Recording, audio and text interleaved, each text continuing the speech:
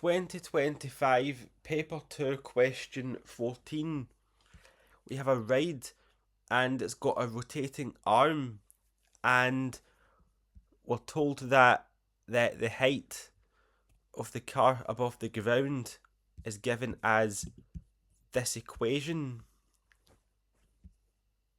and we're given the range of 0 to 360 degrees, and we have to find the two values of x for which the height is 13 meters above the ground.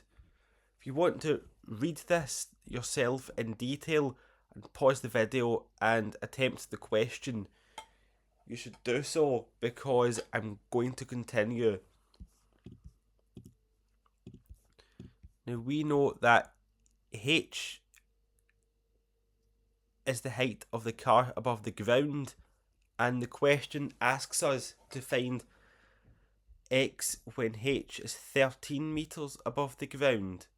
So if h is 13, then it's 13 meters above the ground, because that is the definition of h.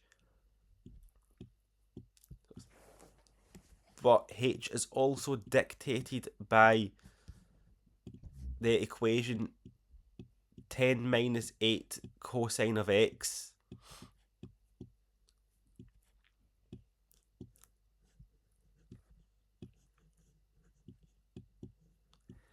So we can equate those, and we can say that 10 minus 8 cos x equals 13.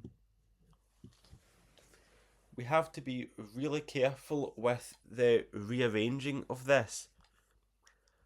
There's a plus 10 on the left hand side, so let's take away 10 and get minus 8 cosine of x.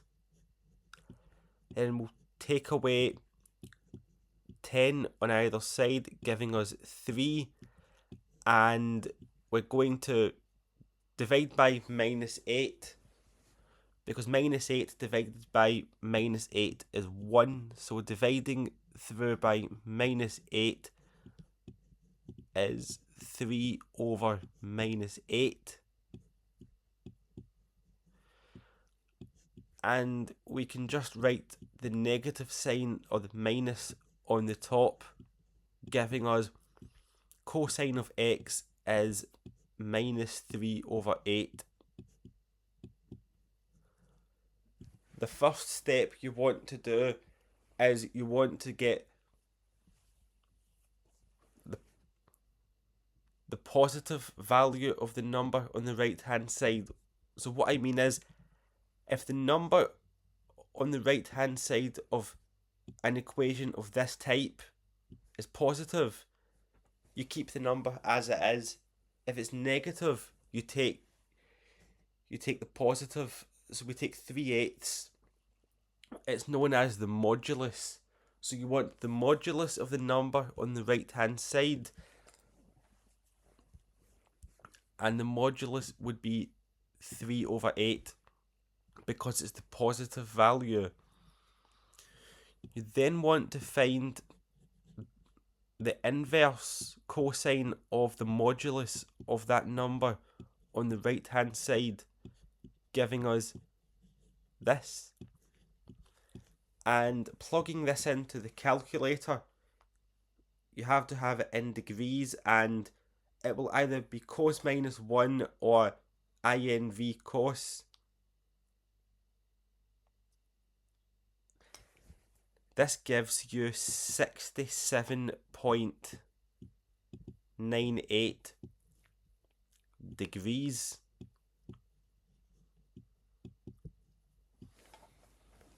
But we then use the cast diagram. I'll explain what each of those quadrants mean in a second, but sine, cosine and tan are all positive. A for all, so they're all positive. So we have sine is positive in this one, and cosine and tan are negative. In this quadrant, the bottom left, only the tan is positive and only the cosine is positive in this one, and the other two are negative. So cosine of x is negative, so that is negative. So we score this one out because the cosine of x has to be positive in this quadrant. This one, the cosine is negative, and the cosine is negative in this one, but it's not negative in this one. So the two quadrants we need are these.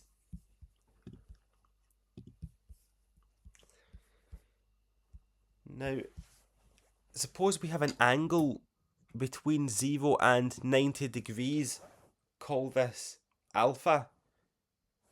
Then the angle in this quadrant is 180 minus alpha.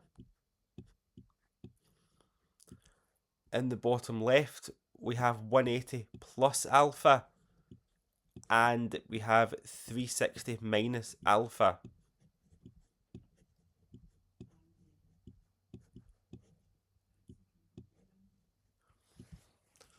So we have to find 180 minus the angle and 180 plus the angle in question being the angle we found at this point.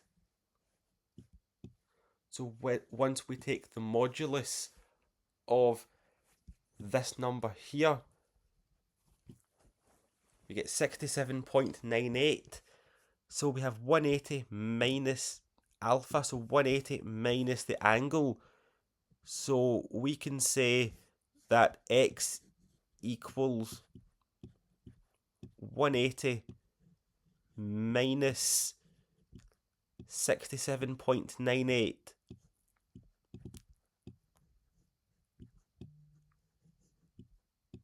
Or we can use this one, which is 180 plus the angle. We get 180 plus 67.98.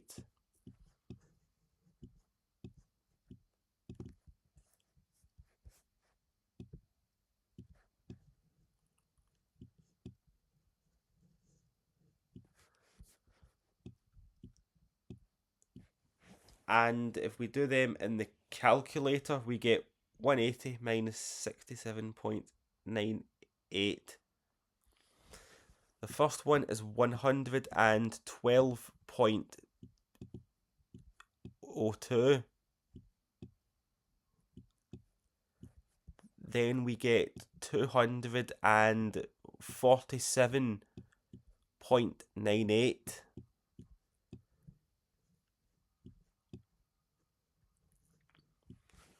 Going to round these to one decimal place rather than two. I feel as if for angles, 2 decimal places is too many.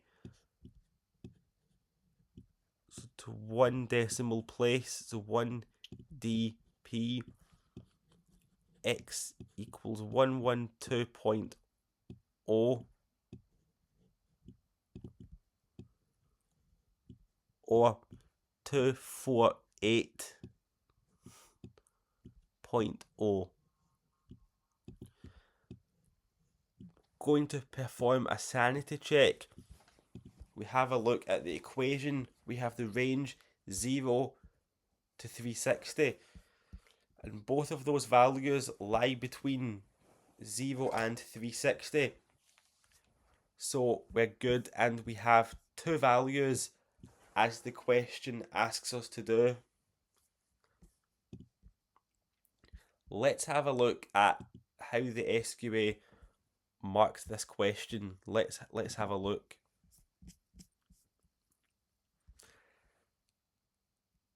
The first mark would be given for equating 13 to the equation that we had in the question. So this would be the first mark.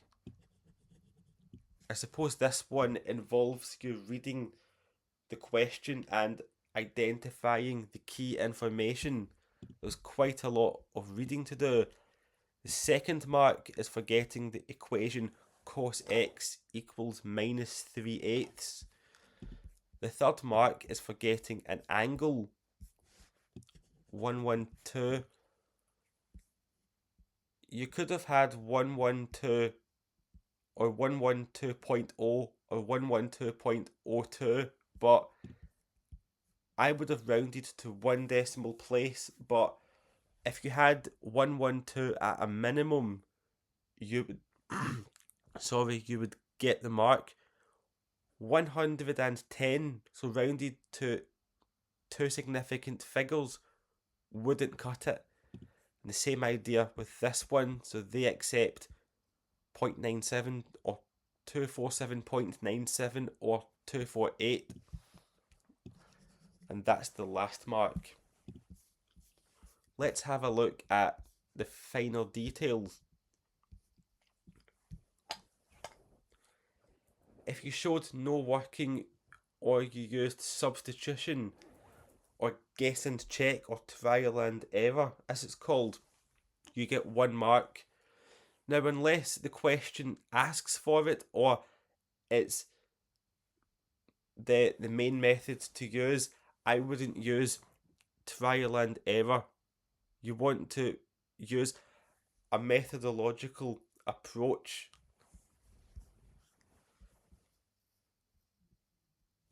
So a common issue would be if at this point, instead of having minus 3/8, you had another negative number. You could still get follow through marks and you would lose this. But if this number is positive, then you will lose the follow through marks, because making that number positive means that the rest of the question becomes easier than intended. And you also have to make sure that this number is greater than -1 but less than 1, because if it's greater than 1 or less than -1, you don't have any solutions. So it has to be within this range.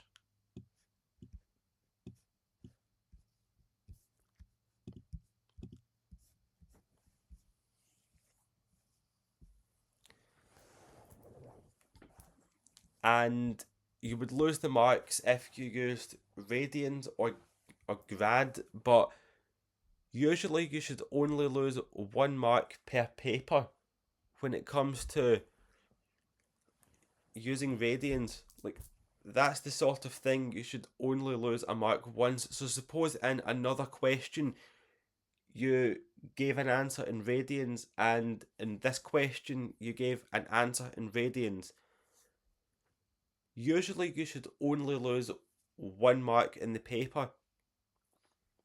You wouldn't lose a mark each time you used the wrong function, which I think is fair, because looking at many of the GCSE maths exam boards in England, many of the boards for the GCSE exams are not so kind. Many of them take a mark off each time you use radians, but the SQA tends to be a bit kinder. And commonly observed responses is that some people got the incorrect equation, but they got one of the correct answers. So for example, they got cosine of x is positive 3/8, which is the wrong equation. But they somehow managed to get one of the angles correct. So they got 112 or 248. This would lose you 2 marks. And it's explained here how those marks would have been given and lost. So I hope you found this video useful, and best of luck with the studying. Thank you for watching. Any issues or queries, just leave them in the comments.